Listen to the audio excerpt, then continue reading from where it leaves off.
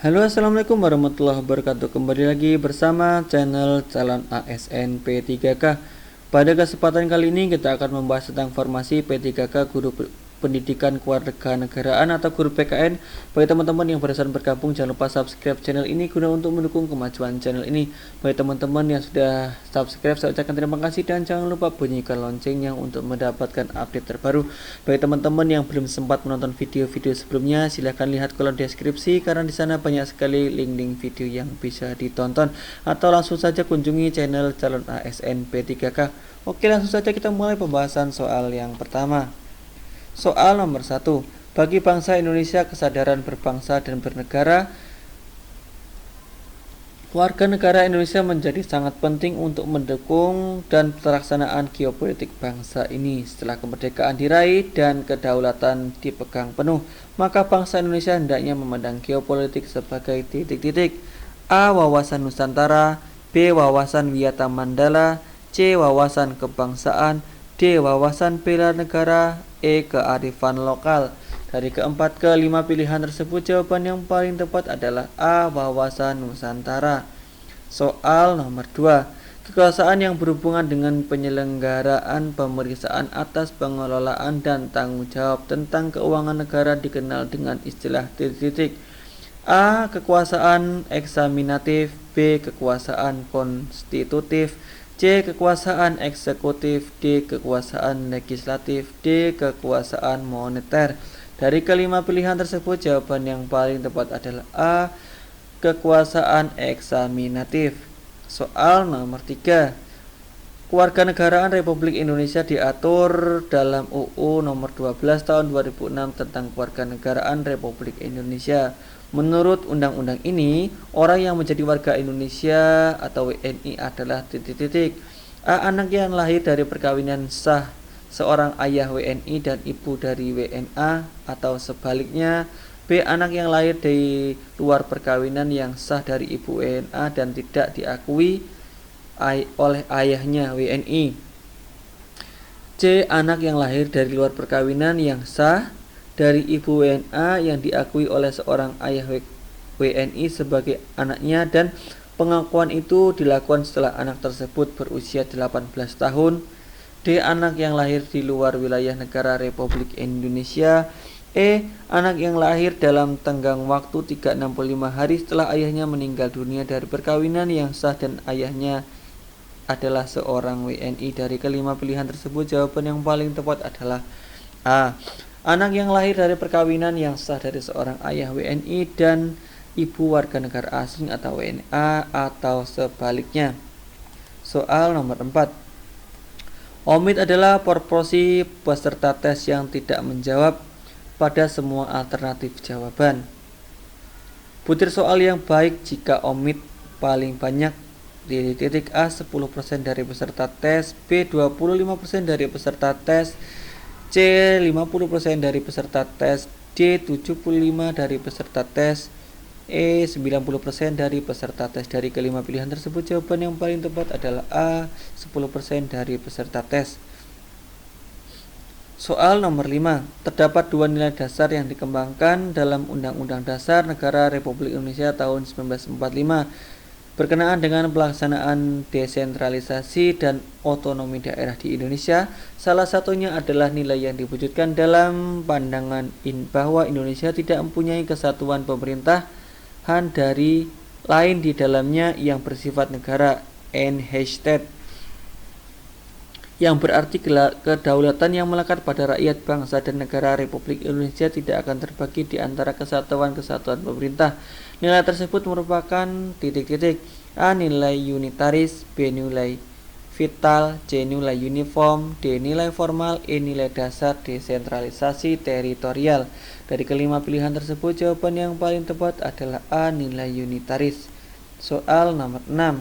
Masyarakat dengan budaya politik yang memiliki sikap mental akomodatif pada umumnya bercirikan titik-titik: A. Memiliki nilai-nilai kepercayaan yang dianggap selalu sempurna, B. Nilai-nilai kepercayaan yang berkembang dalam masyarakat tidak dapat diubah, C. Bersedia menilai kembali tradisi berdasarkan perkembangan masa kini, D. D. Tidak dapat melepaskan ikatan tradisi. E. Tradisi terhadap diri sendiri untuk mencapai pembenaran terhadap nilai dan tradisi yang dianutnya. Dari kelima pilihan tersebut, jawaban yang paling tepat adalah C. Bersedia menilai kembali tradisi berdasarkan perkembangan masa kini. Soal nomor 7. Berikut ini merupakan contoh kasus pelanggaran hak asasi manusia. Kategori kejahatan genosida adalah titik-titik. A. Kasus pengusiran warga Rohingya dari wilayah negara Myanmar. B. Serangan Amerika Serikat beserta sekutunya ke Irak tahun 2003 tanggal 20 Maret 2023. C. Serangan udara Israel yang mengakibatkan banyak warga sipil Gaza meninggal dan mengalami luka-luka berat. D. Tindakan pelanggaran perang yang dilakukan mantan Presiden Irak Saddam Hussein dan mantan Presiden Yugoslavia Slobodan Milosevic pada tahun 2006. Tragedi Semanggi I tanggal 13 November 1998. Dari kelima pilihan tersebut, jawaban yang paling tepat adalah C. Soal nomor 8. Keberadaan Kementerian Negara Republik Indonesia diatur secara tegas dalam pasal 17 UUD Negara Republik Indonesia tahun 1945. Berikut ini pilihan yang benar terkait dengan hal tersebut, yaitu titik-titik. A. Presiden dan DPR dalam melaksanakan fungsi eksekutifnya dibantu oleh menteri-menteri negara. B. Menteri-menteri bertanggung jawab kepada Presiden dan DPR. C. Menteri-menteri diangkat dan diberhentikan oleh Presiden. D. Setiap menteri membidangi bidang yang sama dalam pemerintahan. E. Pembentukan, pengubahan, dan pembubaran kementerian diatur dalam undang-undang. Dari kelima pilihan tersebut, jawaban yang paling tepat adalah C. Menteri-menteri diangkat dan diberhentikan oleh Presiden.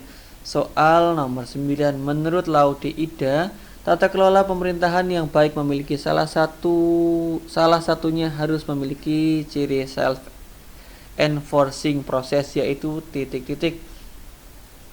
A. Interaksi yang baik antar pemerintah swasta dan masyarakat, terutama bekerja sama dalam pengaturan kehidupan sosial, politik, dan sosioekonomi. B. Adanya jaringan multisistem pemerintah swasta dan masyarakat yang melakukan sinergi untuk menghasilkan output yang berkualitas. C. Upaya untuk mendirikan pemerintah dalam mengatasi kekacauan dalam kondisi lingkungan dan dinamika masyarakat yang tinggi. C. Menciptakan saling ketergantungan yang dinamis antara pemerintah swasta dan masyarakat melalui koordinasi. Dia menciptakan dinamika kesatuan dalam kompleksitas, harmoni, dan kerjasama. Dari kelima pilihan tersebut, jawaban yang paling tepat adalah C. Upaya untuk mendirikan pemerintahan dalam mengatasi kekacauan dalam kondisi lingkungan dan dinamika masyarakat yang tinggi. Soal nomor 10. TAP MPR nomor 17/MPR/1998 tentang HAM menjadi landasan dalam penegakan HAM di Indonesia. TAP MPR tersebut menjadi landasan titik-titik. A. Ideal. B. Konstitusional. C. Operasional. D. Yuridis. E. Filosofis. Dari kelima pilihan tersebut, jawaban yang paling tepat adalah C. Operasional. Soal nomor 11. Budaya politik yang berkembang di masyarakat, di mana masyarakat tidak merasakan bahwa mereka adalah warga negara dari suatu negara. Mereka lebih mengidentifikasikan dirinya sebagai perasaan lokalitas dan kompetensi politik rendah, yaitu titik-titik. A. Budaya politik militan. B. Budaya politik parokial. C. Budaya politik kaula. D. Budaya politik subjek. E.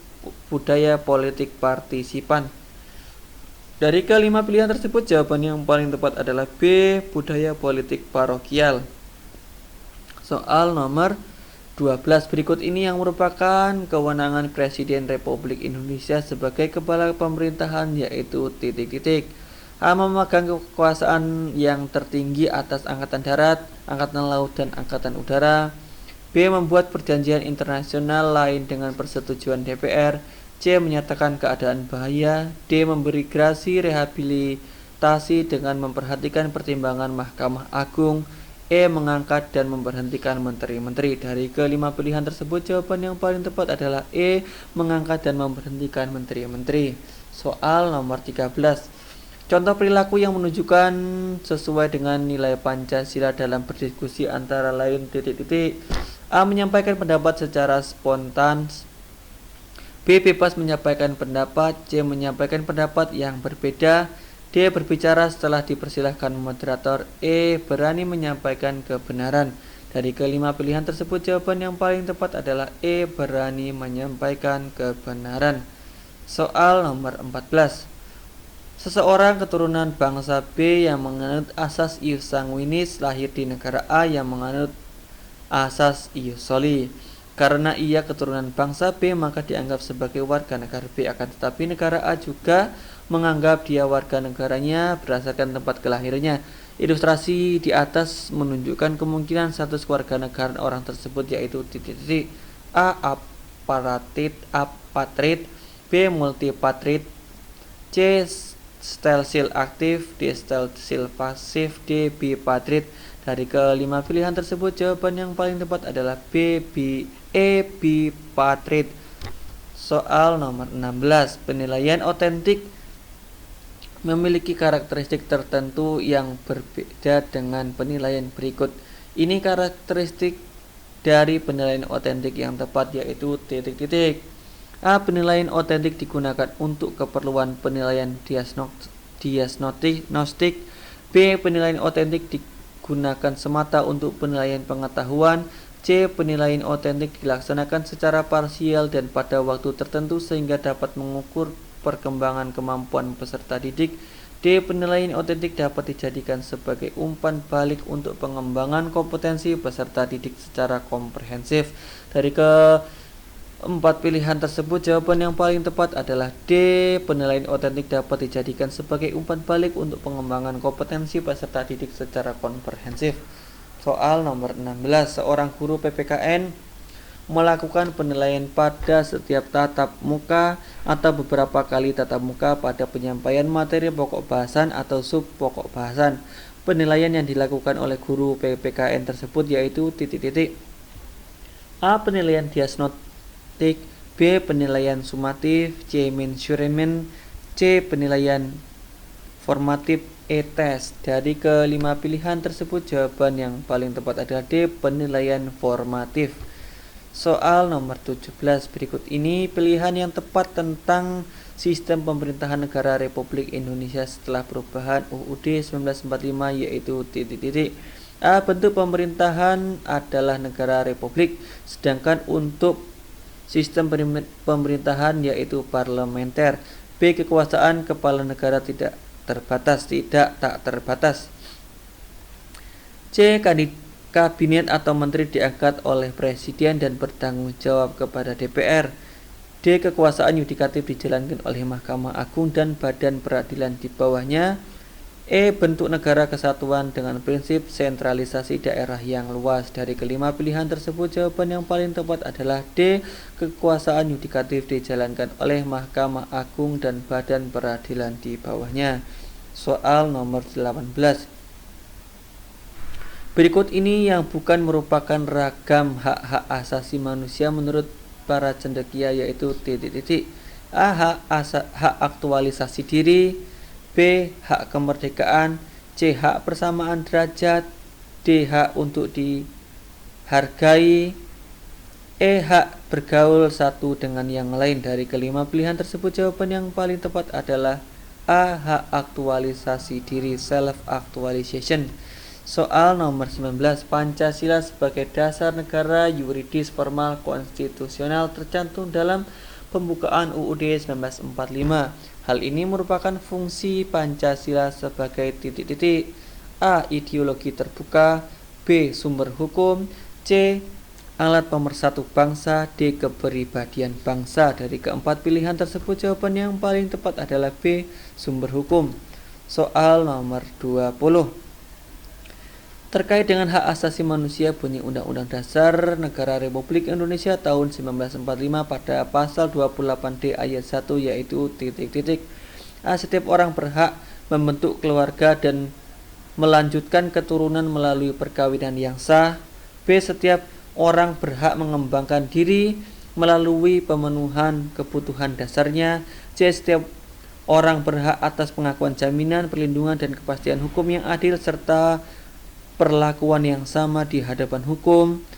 D. Setiap orang bebas memeluk agama dan beribadah menurut agamanya, memilih pendidikan dan pengajaran, memilih pekerjaan, memilih kewarganegaraan, memilih tempat tinggal di wilayah negara dan meninggalkannya, serta berhak kembali.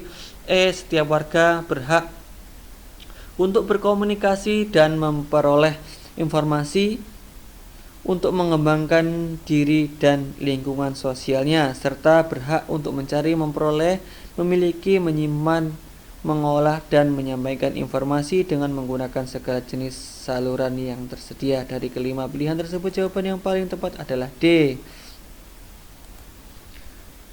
Oke, demikianlah pembahasan seputar formasi P3K Guru Pendidikan Kewarganegaraan atau Guru PKN.